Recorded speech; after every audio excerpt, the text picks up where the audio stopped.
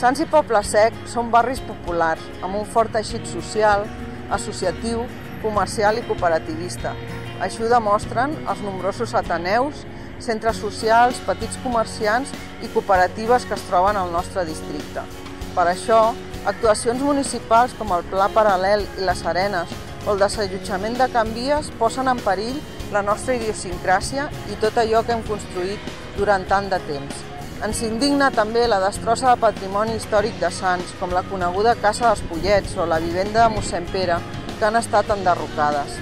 Està clar que on ells guanyen diners, nosaltres perdem barri.